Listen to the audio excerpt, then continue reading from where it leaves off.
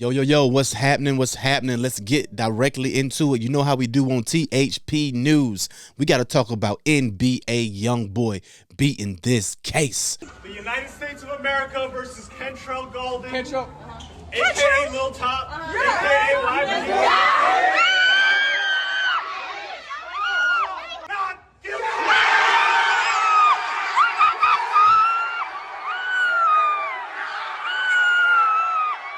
Let's go and get into a little bit of details of it. I got some other topics I want to get into today, so you guys stay tuned and let's rock out.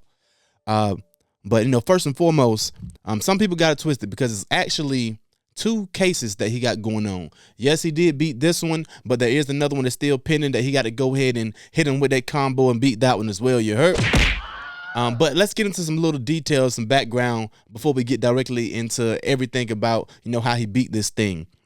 First of all, it was that first case in Louisiana, where he was shooting the actual music video, and the feds or whatever pulled up on him, and they actually did an illegal search. They did an illegal search, discovered some SD cards, and on the SD cards, like the memory cards, it got pictures of him, videos of him actually holding guns or whatnot, and he don't supposed to have any guns. So they start charging him for possession of a gun. You know how they do? They illegally searched him, got this information, and try to use it against him in the courts, and they got that thrown out. So salute to his legal team for that. But anyway, with them running up on that, they still wanted to press charges and see what they could get out of the situation. So they had a warrant out for his arrest. So he was all the way in L.A. at this time, where he got pulled over in the Maybach. And homie decided to hit that eject button, and he wanted to make like Cameron and Dipset on them mugs. You heard? Dipset. So he was out of there on feet, gone. And but also they sent them dogs after him. When they sent the dogs after him, you already know what's going on. When they got a scent, it's hard to prevent. When they got that scent, it's hard to prevent them niggas from finding you. So they got his ass between some houses or something. And, it basically was a wrap from there. But anyway, they found a gun in that Maybach as well. So, since they found a gun in the Maybach, here's another gun possession charge. You know what I'm saying? They're trying to hit him up with. But it was some more information in there that, we wasn't privy to initially. With this particular case, they didn't find the gun until a third search. So they searched his car with one officer, didn't find nothing. They went searching again, didn't find nothing. And then they went a third time and actually found the gun. So, when it comes to his defense, they like, yo, if it took y'all 3 times to find the gun, how can you say he knowingly had the weapon in his car? Like, because he wasn't the only one in the car. He pressed the eject button, and everybody else in that mug pressed the eject button. So, he could have had those weapons in there or that gun in there and had no clue it was in there. It could have been anybody's gun. I don't have any information on who owned the car or who was driving. So the cops don't know who was driving. It took 3 searches to find this gun. And also, when they had forensics, they even had forensics from the FBI ran on the gun, and they couldn't find any evidence or fingerprints, DNA, or nothing that went back to NBA Youngboy to say that he knew that gun was there or it was his or anything in that manner. So, what happened today? They got that joint thrown out of there. You know what I'm saying? He got, not guilty for knowingly having a gun in the car. It was like a FN.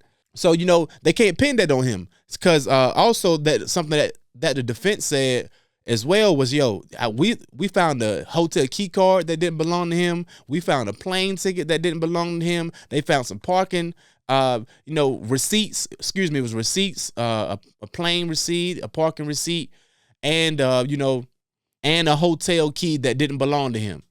So if all those things in the vehicle didn't belong to him, and it took you 3 times in a search to find a weapon, how can you just pin the gun on him? How? You know what I mean? So the days before he got it thrown out where they couldn't use his lyrics against him in this actual possession case. So like please tell me how you gonna use lyrics to find someone guilty when it comes to them having possession of a gun or knowing a gun was in their car or not. Like, this is getting kind of ridiculous. You got to really, it's time for us to pull the plug on this lyrics thing, because they try to use lyrics for everything. So it's kind of crazy that they'll try to pin that gun charge on him just because of they try to use lyrics against him. And you can't use nobody's lyrics against him in a gun possession charge. Like, yo, come on, let's be real. So he beat that one.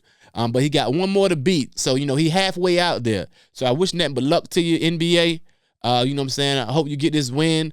I know the streets love him, man. Like, he had a huge crowd of people out there at the court office even trying to, show support for him. They heard he got that not guilty.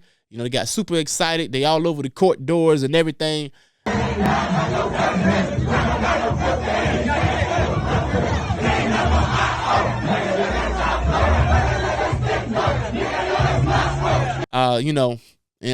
Shout out to the whole squad, man. Good luck for the next one. We're gonna keep an eye on it and keep everybody up to date. So you guys make sure you stay tuned, locked in, subscribe if you haven't subscribed. And even dealing with this this case with NBA Youngboy, something else we want to just keep you guys up to date on, because you already know about this issue with the YSL, Young Thug, and Gunna thing with the RICO. This district attorney in Fulton County, she ain't playing no game. She the same district attorney that put them charges against Trump too. So she really trying to gun down on these people in Georgia. Y'all better be careful out there. A lot of people trying to move to Georgia and Atlanta, all this stuff, but hey, it's going down out there. This same district attorney said she got 2 more high profile like rappers that she's gonna put out RICO charges on. Recent months you've had 2 high profile gang racketeering cases. There gonna be more. Over the next 60 days, you'll see 2 more. You already know how it is with the RICO. They just arrested like 26 people in this last case for the RICO, and none of them got bail.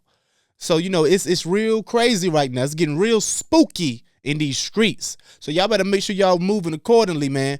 Put them phones down. They watching you. I heard Boosie talking about, how they getting images of people doing like the gang handshakes and stuff and using that against them in the court. Stop. You probably need to chill with the handshakes and stuff too. They watching and they using every little thing they can find to try to make it out to be you the biggest orchestrator of murder that there is, and when you very well may not be. So what I'm saying, keep your head on the swivel.